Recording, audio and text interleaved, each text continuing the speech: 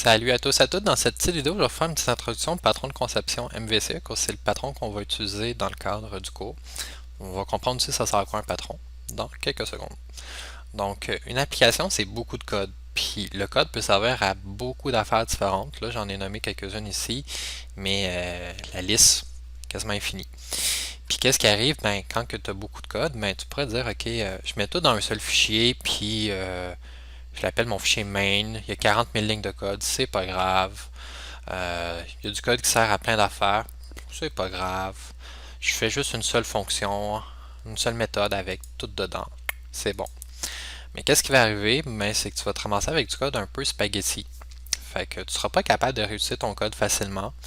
Puis là, si tu essaies de faire la réutilisation, tu vas être obligé de faire des rock-around un peu comme ça ici, là, pas super cute. Genre, on n'aime pas ça. Puis si tu essaies de réutiliser des morceaux, ben comme tout est comme pas super bien structuré ou que ça suit pas une certaine logique, ça va être un peu risqué de reprendre un morceau. Tu vois, comme lui là, qui essaie de prendre le bloc en bas, là, tout pourrait tomber d'en face. Fait que réutilisation du code, pas super. Fait que c'est pour ça qu'on va aller essayer d'utiliser des patrons de conception. Avec les patrons de conception, entre autres ici, le patron de conception MVC, son but c'est de segmenter le code par des responsabilités. Donc, entre autres, on va définir trois grandes responsabilités, les modèles, les vues puis les contrôleurs. Les modèles, ça va représenter des classes qui sont rattachées à nos données. Donc, la structure de nos données, l'accès aux données, la logique, etc. Ça, c'est le rôle du modèle. Euh, la vue, ça va être des classes qui vont être par rapport au visuel de l'utilisateur. Puis l'utilisateur va pouvoir seulement interagir avec la vue puis avec rien d'autre.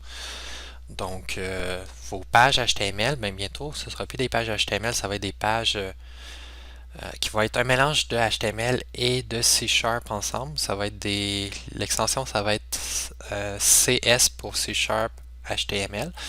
Mais on va être capable d'interagir avec, mais c'est tout. Ils vont avoir les données à l'intérieur qui vont être présentées. Les données par exemple, la base de données, le produit, etc. du modèle vont être dedans, vont être affichées, mais on ne va pas nous-mêmes les manipuler. En fait, quand on va faire des actions, ben, qu'est-ce qui va se passer? C'est que l'action, ça va être le contrôleur qui va avoir la responsabilité de traiter l'action. Fait que nous, quand on va faire des interactions dans la vue, c'est le contrôleur qui va intercepter l'action, puis qui va décider qu'est-ce qu'il fait. Puis là, lui, il va par exemple aller communiquer avec peut-être le modèle pour, par exemple, tu veux afficher le produit numéro 4, mais le contrôleur va peut-être aller demander les données du modèle, puis il va aller te fournir une vue en conséquence avec ces données-là dedans, puis te la retourner. Donc, en gros, juste expliquer que on segmente les responsabilités en fonction de trois grands groupes de classes, des modèles, des vues, des contrôleurs. Juste pour éviter d'avoir du code spaghetti comme tantôt, puis que ça tombe d'en face. Bon. Un exemple ici, ça pourrait être une espèce de vue. Okay. Puis là, ma vue, ben, je pourrais avoir, par exemple, comme ça, c'est une liste de produits. Puis je pourrais dire, ben, ma liste de produits, elle, pour fonctionner, j'ai besoin d'avoir une liste de produits. Fait que là, si j'ai énuméré un modèle possible, mettons, mon modèle pourrait avoir quelques tables, quelques entités. Fait que je pourrais avoir une entité produit, une entité compagnie, panier, puis critères de recherche. Je pourrais dire, OK, pour cette vue-là, ce petit carré-là ici, ça, j'ai besoin d'une liste de produits. Puis je pourrais avoir des sous-vues. Fait que par exemple, ça pourrait être une sous-vue, que ça, c'est juste, lui, j'ai juste besoin d'un produit pour m'afficher. Ça, juste un produit. Puis ça, juste un produit. Puis, en gros, pour afficher ma liste de produits, ben, je pourrais utiliser une book for, puis dire, OK, pour tous les produits que j'ai dans ma liste de produits, ben, va aller m'afficher une vue pour chacun des produits. On va voir ça à un moment donné, des vues qui s'imbriquent dans des vues, mais c'est juste un peu pour expliquer la relation entre modèle et vue, avec un petit exemple ici. Là, les interactions, ben, ici, il manque quelque chose dans ce schéma-là, le MVC, c'est le routage ou le mécanisme de routing.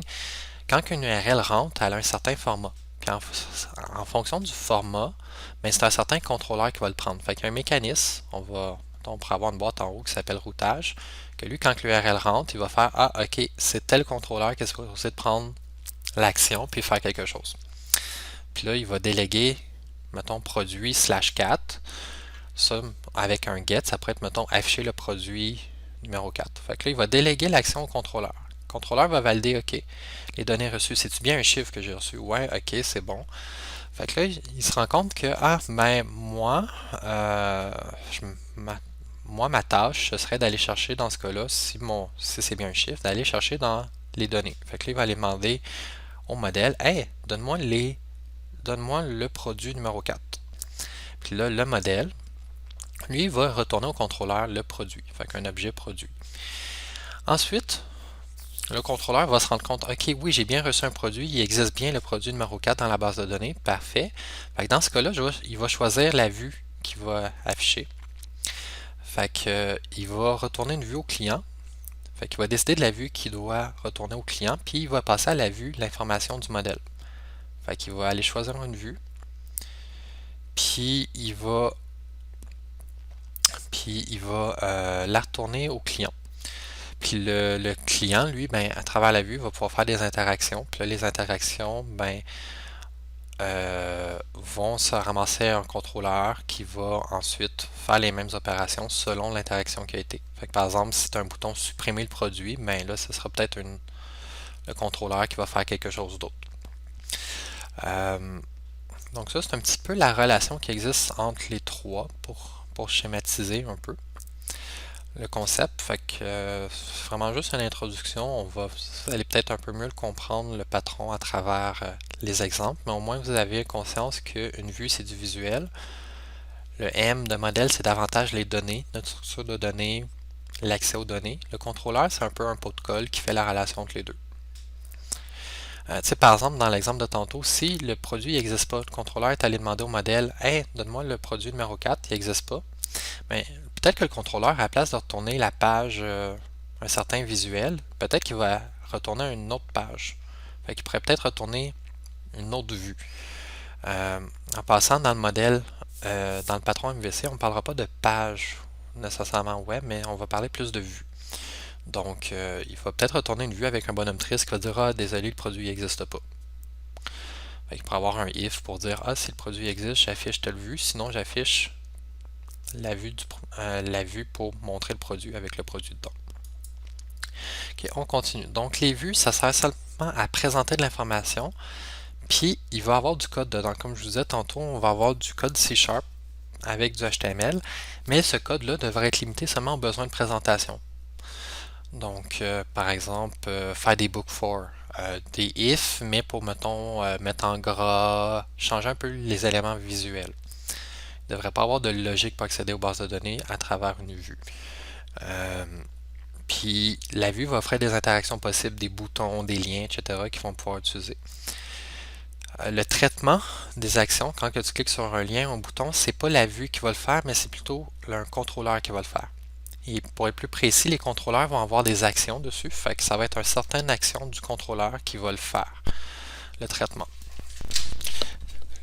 L'utilisateur interagit seulement avec la vue, il ne peut pas interagir avec d'autres choses.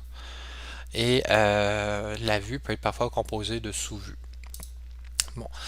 Le contrôleur, lui, son premier rôle, c'est qu'il valide qu'est-ce que le client y a donné. Parce que si vous vous souvenez bien dans l'autre présentation, le client peut altérer l'HTML, CSS, JavaScript. Fait qu'il pourrait essayer d'envoyer du garbage. Donc, son premier rôle, il va valider ça. Puis, par la suite, ben, selon qu'est-ce qu'il est supposé de faire, selon l'action du contrôleur, par exemple, si l'action c'était consulter du contrôleur produit, ben, peut-être qu'il va aller lire dans le modèle, il va aller demander au modèle, hey, donne-moi le produit numéro 4. Ça se pourrait aussi, selon l'action, qu'ils doivent aller modifier. Fait que, par exemple, si c'est produit /supprimer /4, peut-être que l'action supprimer, ben, ça va plutôt faire une écriture dans le modèle pour aller l'enlever pour plus qu'il existe. C'est lui qui va déterminer quelle vue qui doit retourner à l'utilisateur, puis si elle doit prendre un modèle ou pas. Donc, est-ce qu'elle doit avoir des données ou pas. Puis, tout ça, c'est un peu un pot de colle. Il va mettre en relation la vue et le modèle. Le modèle, c'est le cœur un peu de l'application. C'est lui qui va contenir les données. Donc, l'accès aux données Certaines règles d'affaires vont être au niveau du modèle. Là, ici, j'ai mis gardien de la galaxie, mais c'est eux qui sont les gardiens des règles de validation. Fait que, par exemple, si un produit, ça doit être requis, puis qu'il y ait différentes règles, c'est au niveau des classes représentant le modèle qu'on va définir ça. Donc, en bref, le patron MVC, c'est c'est juste qu'on va regrouper notre code selon trois ensembles de classes, des modèles, des contrôleurs et des vues, qui vont chacun avoir des rôles et des responsabilités différentes pour permettre une meilleure utilisation, pour ne pas se ramasser comme tantôt avec, je vais essayer de le trouver ici, pour ne pas se ramasser comme lui. Donc tout ça juste pour ne pas être comme ça. Il existe d'autres patrons de conception que MVC. Selon les langages ou les technologies que vous allez utiliser, certains patrons vont mieux s'appliquer que d'autres. Mais dans le monde de ASP.NET Core, c'est le patron MVC qui est utilisé pour faire les pages web.